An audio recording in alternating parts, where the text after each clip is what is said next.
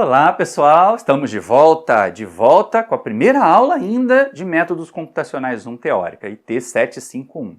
E aí a gente vai retomar exatamente do ponto em que parou no vídeo anterior, como fazer os balanços. E aí vamos pensar, né? Nós temos esse problemão que vocês estão vendo aqui agora, aparecendo de novo, isso já está na cabeça de vocês, já é pelo menos a terceira vez que essa imagem aparece, então nós vamos pensar a respeito dela, entender que eu tenho reciclo, que eu tenho bypass, que eu vou ter que fazer balanço em cada reator, então vão ser 4 balanços nesses 4 reatores, e que esses 4 reatores estão acoplados ali pelos reciclos e pelos bypass. E a gente tem que fazer isso. Primeiro no regime transiente, porque é quando eu parti o processo. Segundo, no regime permanente. Eu vou considerar que funcionou por muito tempo e chegou no regime permanente. A gente já andou até dando umas triscadas lá, né? Dando umas pinceladas no balanço no reator 1, e a gente agora vai retomar, a gente vai voltar a ele. Então, pegando aqui o nosso reator 1, como é que a gente faz o balanço nele? A gente vai parcela por parcela. Vou fazer balanço molar, porque os dados que vocês têm são de moles, olha lá que a concentração está em mol por litro, tá? Então eu vou fazer o balanço molar de A no regime transiente. Quais são os termos? Quais são as parcelas desse balanço? Bom, as parcelas desse balanço, os termos desse balanço são os seguintes, ó.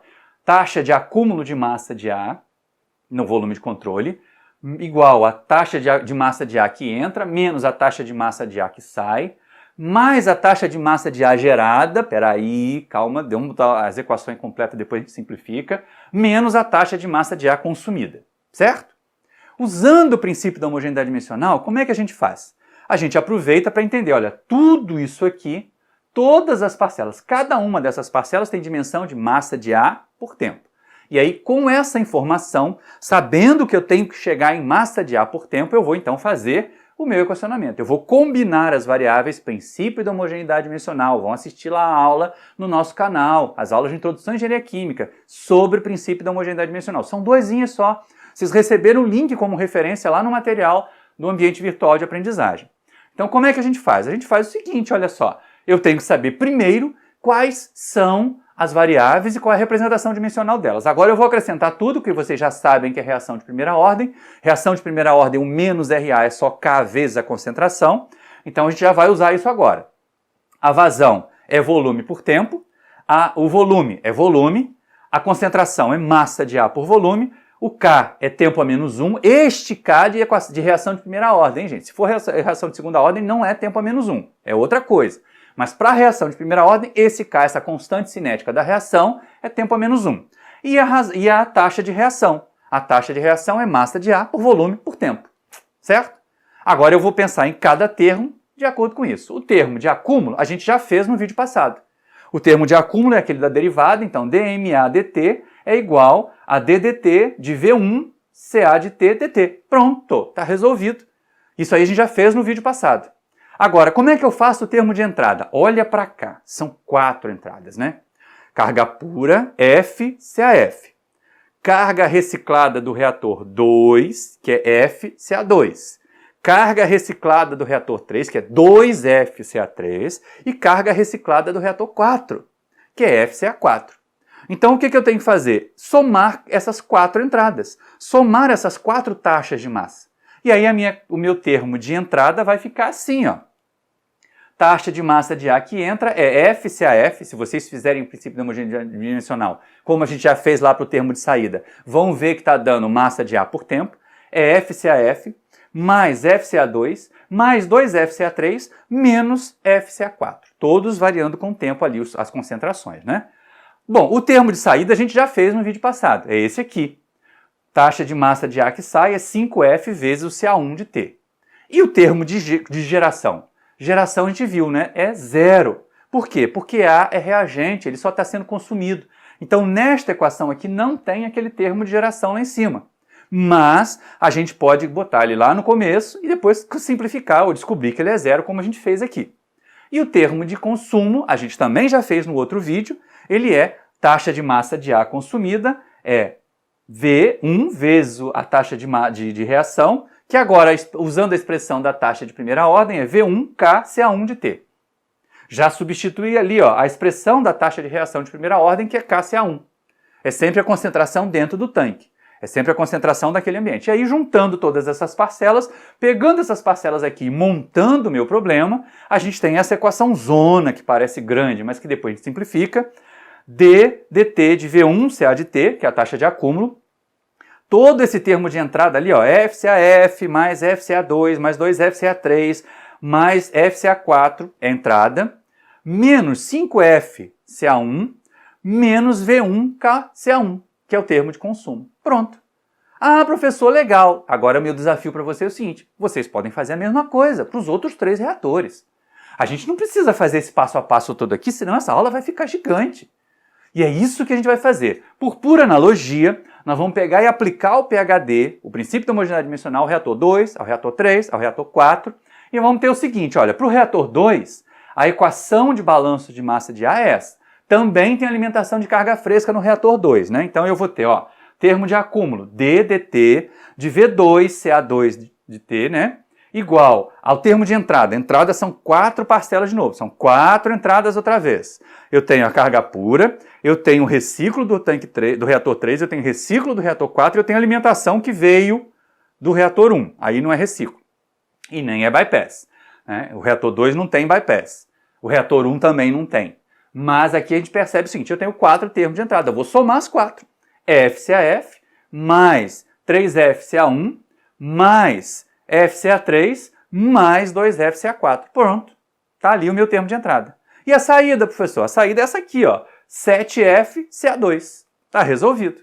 E o termo de consumo? Olha para dentro do tanque. Ali eu tenho V2, CA2 e a taxa de reação. Bom, a taxa de reação é aquela de primeira ordem, KCA2. Vezes o volume, V2KCA2. Está resolvido ali também. Reator 3 e reator 4 não tem carga fresca, então tem corrente a menos na entrada, graças a Deus fica mais simples, a equação fica mais enxutinha, mas a gente tem aqui, ó, D dt de V3CA de T, é o termo de acúmulo, as entradas, o bypass do reator 1, a alimentação do reator 2 e o reciclo do reator 4, então FCA1 mais 4FCA2 mais FCA4, termos de entrada. Saída, professor, 6FCA3. Termos de consumo, professor, V3KCA3. Pronto, está resolvido.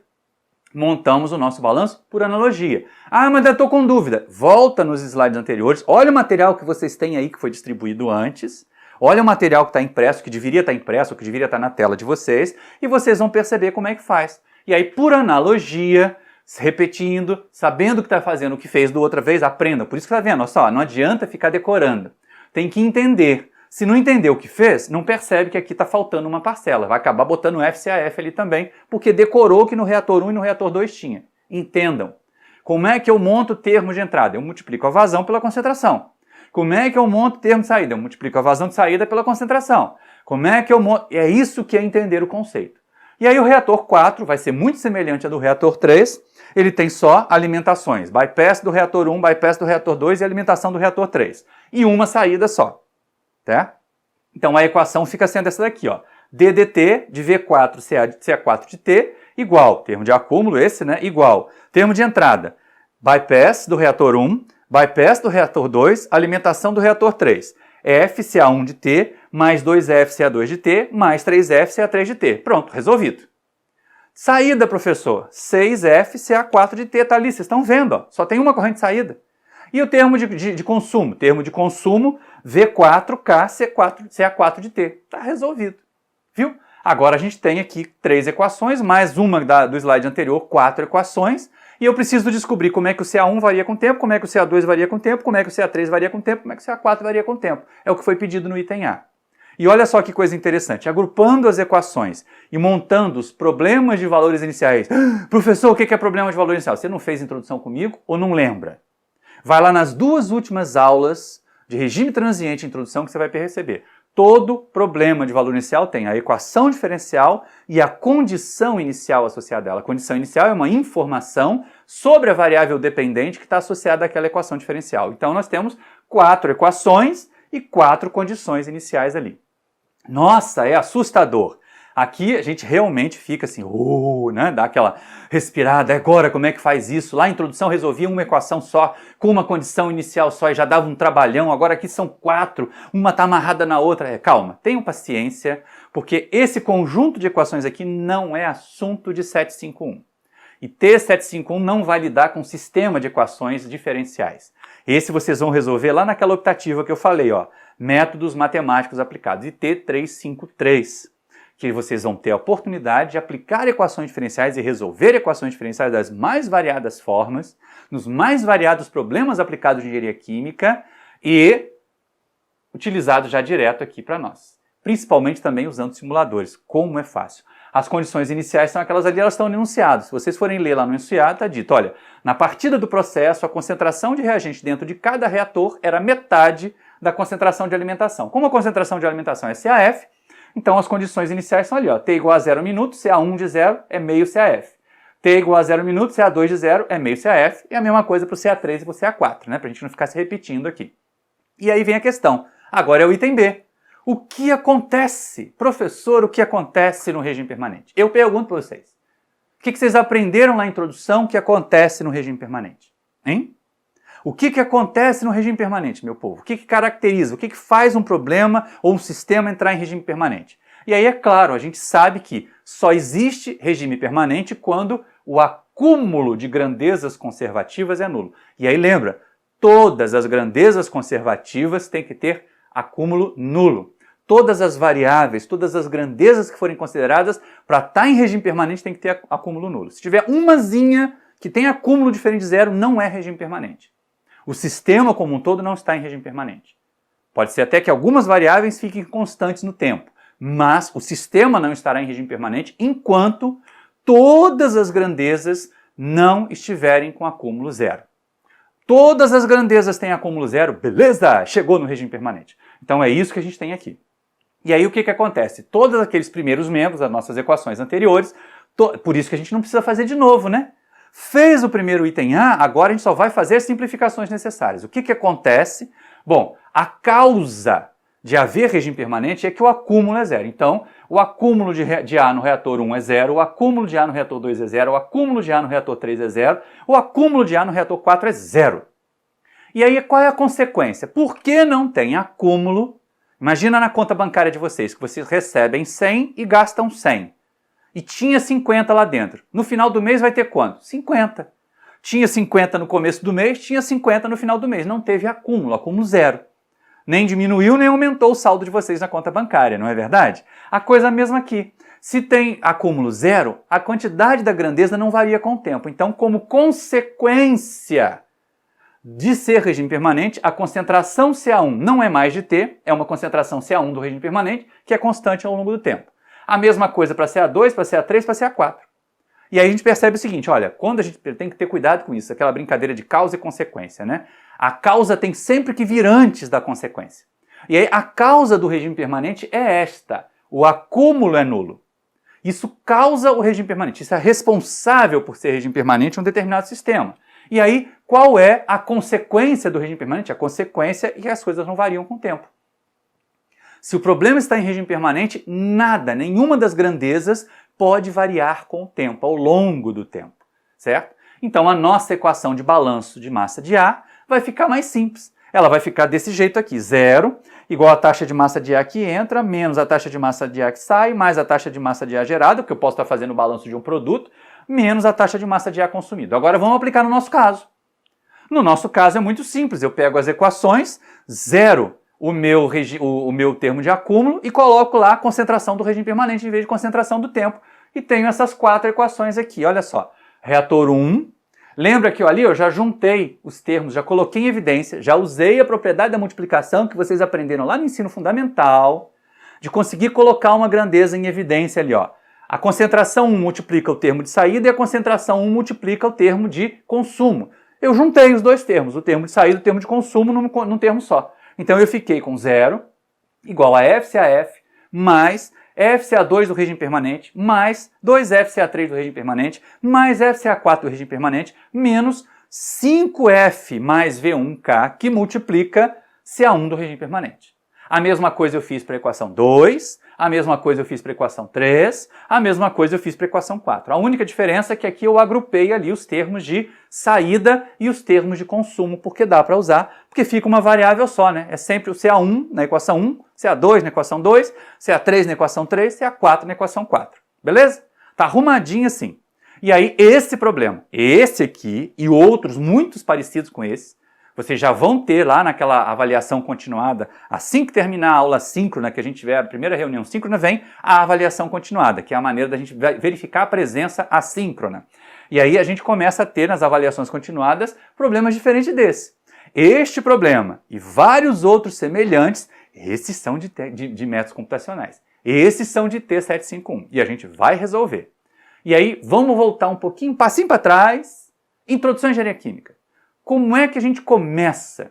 Uma vez que você equacionou um problema, que você sabe o problema, a primeira coisa que tem que se fazer antes de resolver é verificar se o problema está bem posto. Se ele tem 0 graus de liberdade para ter solução única. Porque você já viu a introdução, que se ele não tiver grau de liberdade 0, ou ele não vai ter solução nenhuma, ou ele vai ter infinitas soluções. É aí que a gente tem que pensar. É aí que a gente tem que ter cuidado. Mas, assim como aconteceu a introdução, aqui a gente também quer problemas bem postos, problemas com grau de liberdade 0. E aí, vamos lá, a gente junta as equações, dá uma resumida nelas, tenho essas equações para o meu problema, olhando para as equações, eu consigo descobrir quais são as variáveis que estão envolvidas. E aí, como é que eu determino se o problema está bem posto? Assim, o número de graus de liberdade é o número de variáveis, que são todas as grandezas que estão envolvidas, menos o número de especificações, que são as grandezas para as quais eu conheço o valor, e vocês têm um monte de dados aí naquela tabela de dados, lembra? Consulta a tabela de dados aí no enunciado. Menos o número de equações linearmente independentes. Se lá na introdução ter equações linearmente independentes era um problema, tinha que descartar a equação, tinha equação demais, aqui vocês têm essas 4, e são só essas 4. Lembra, gente, vocês tinham 30 e tantas equações, 20 e tantas equações, nem todas eram linearmente independentes em introdução. Os problemas eram muito mais difíceis em introdução do que são em métodos. Aqui vocês têm 4 equações, eu tenho certeza. Pode brincar com elas aí. Soma 3 que vocês nunca vão chegar na quarta. Então elas são linearmente independentes. E aí como é que fica a nossa história aqui? As minhas variáveis são essas, ó, vazão, o F, né? E aí eu multiplico por algum fator ali, dependendo de cada situação.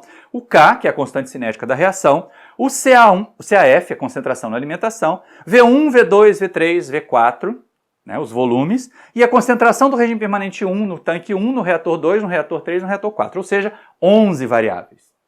Olha para a tabela de enunciado de vocês, que vocês vão ver. Os dados que foram colocados nessa tabela, nós temos especificados a vazão, esse módulo de vazão aí, a constante cinética da reação está dada, a concentração na alimentação está dada, os 4 volumes estão dados.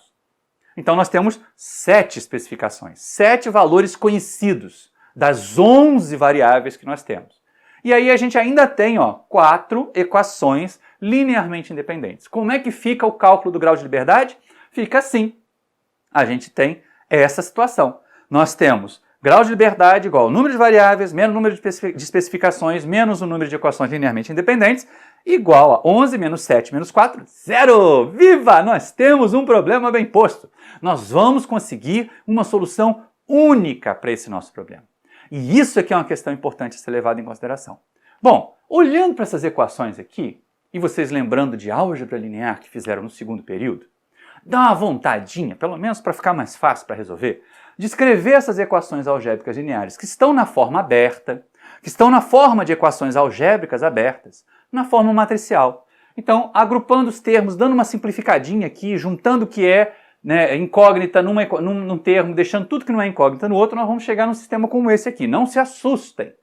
Eu só coloquei grande porque vocês precisavam ver na tela.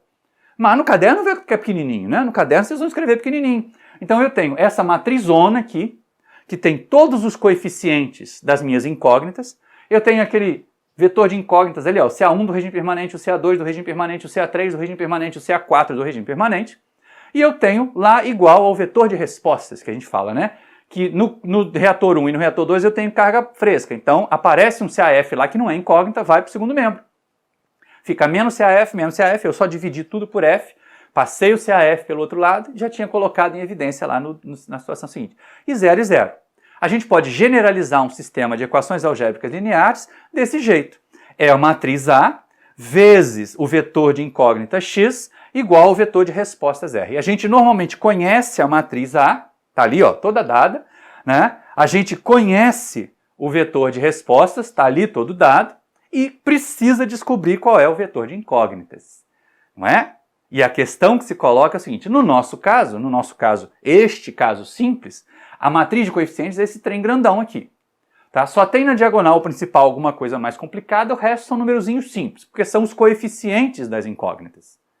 Tá? Isso vocês viram em álgebra, isso eu não preciso ensinar aqui de novo, faça a revisão de álgebra também. O meu vetor de incógnitas é aquele x ali, ó, que tem só as concentrações do regime permanente nos 4 reatores. E o meu vetor de respostas, então, é aquele conjuntinho ali que tem até 2 zeros. O primeiro elemento é menos CF, o segundo elemento é menos CF, o terceiro e o quarto elemento são 0. E a questão é a seguinte: como é que eu resolvo? Como é que eu vou resolver esse problema? De onde eu vou tirar a solução desse problema? Isso aqui é uma questão que a gente precisa estar muito atento. Mas essa já é questão para a próxima aula.